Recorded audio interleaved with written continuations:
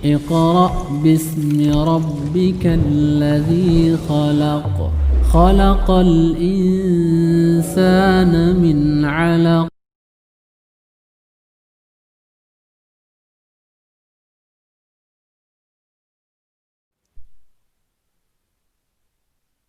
Assalamualaikum warahmatullahi wabarakatuh. Para pemirsa yang dirahmati Allah, kita ketemu kembali bersama Al-Barakah Center untuk mengkaji beberapa tema berkaitan dengan kajian rasionalitas Qurani, yang mana pada kali ini kita akan membahas seputar takdir.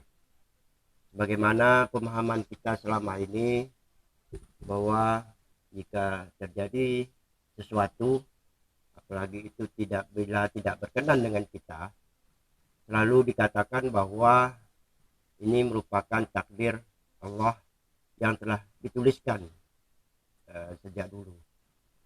Apa memang demikian, Pak Iswan? Terima kasih, Pak Jul. Assalamualaikum warahmatullahi wabarakatuh. Alhamdulillah, menarik juga.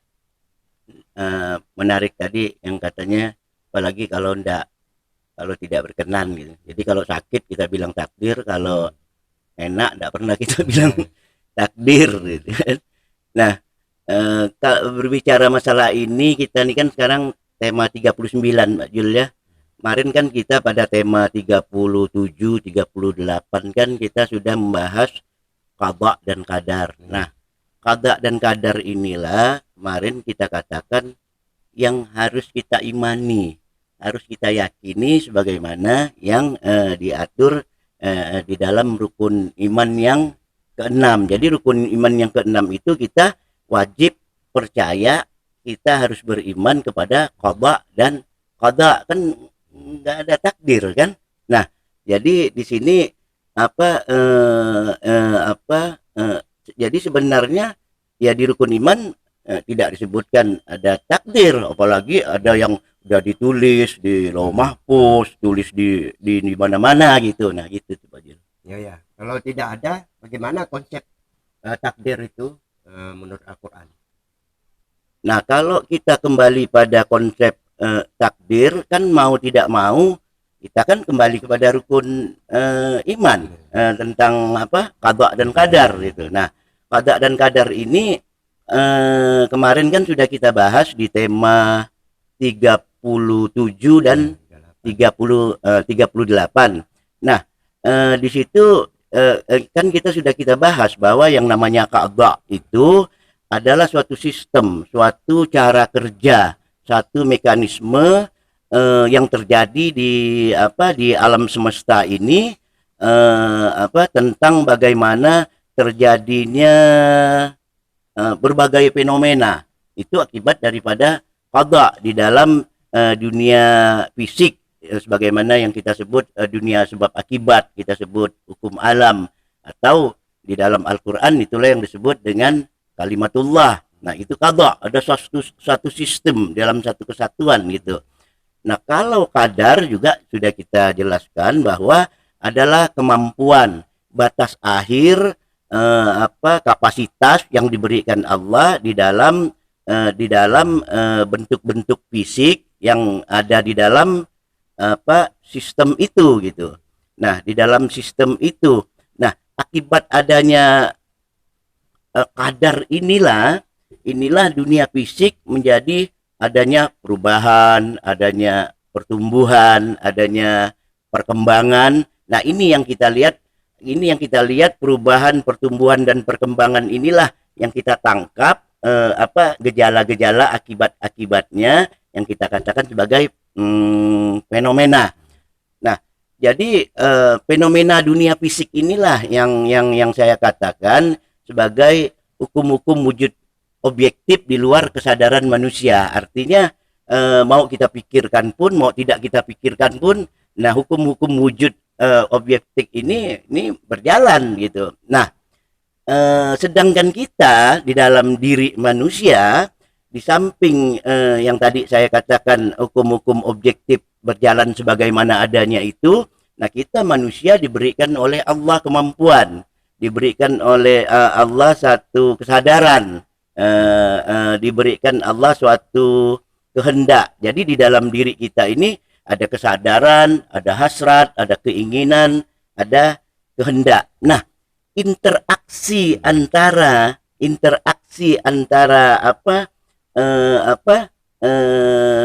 antara apa yang ada di dalam qada dan qadar inilah yang menimbulkan fenomena yang menimbulkan fenomena yang dapat kita amati. Nah, untuk kita sebagai manusia, karena fenomena yang kita lakukan itu atas kehendak kehendak sadar daripada pribadi kita, nah sehingga terjadi itulah yang terjadi itu yang kita anggap inilah takdir. Tapi takdir di sini kita pahami sebagai sesuatu yang sudah ditetapkan Allah dari sononya gitu. Nah, dari sononya. Jadi kalaupun jadi apa yang kita katakan tadi ya sebenarnya takdir yang kita pahami itu yang sudah ditetapkan itu ya sebenarnya tidak ada gitu. Nah, tapi kalaupun kita pengen membangun suatu bangunan akidah yang kokoh, yang kuat, bisa mengakomodasi seluruh nilai-nilai itu, nah kita harus menetapkan ya sebenarnya yang ditetapkan itu bukan hasil akhir. Jadi yang ditetapkan Allah itu adalah sistemnya, sistem yang berjalan, bukan hasil akhirnya. Artinya kita yang bertindak ini hasil akhirnya tergantung apa yang kita lakukan gitu. Nah, itu yang dapat disampaikan tentang pengertian itu gitu. Dan dapat diberikan contoh yang sederhana, yang mudah yang kita pahami dalam hidup ini, terkait dengan interaksi di luar kesadaran manusia dan di dalam kesadaran manusia, dan baik itu juga sebagaimana adanya atau sebagaimana mestinya gitu. Nah, kalau itu kan sebenarnya itu dapat kita lihat sehari-hari gitu kan Pak Jul. Nah, sesuatu yang sebagaimana adanya ini dia adalah sistem mekanik di dalam suatu sistem material. Contohnya kalau kita tidur itu kan fisik kita kan tetap bekerja, darah tetap mengalir, jantung tetap berdegup, tangan kita bergerak, bahkan ada orang yang tidurnya mimpi jalan-jalan bawa bantal kemana. Nah, itu di luar kesadaran daripada manusia. Inilah yang kita sebutkan sebagaimana adanya gitu. Nah, kalau sebagaimana harusnya itu adalah perbuatan sadar yang dilakukan manusia. Nah, jadi ketika manusia sadar, gerak-gerak yang tadi dia tidak sadar itu tangannya kemana-mana bisa diaturnya. Nah, jadi perbuatan-perbuatan sadar inilah yang dilakukan oleh manusia. Bagaimana dia berpikir, bagaimana dia bertindak, bagaimana dia melakukan dan menilai segala sesuatu gitu. Jadi kalau dari contoh tadi itu bagaimana cara kita merealisasikannya? Nah, kalau untuk merealisasikannya ini kan kita harus paham contoh-contoh sederhana gitu. Contoh-contoh sederhana. Misalnya Pak Jul main game.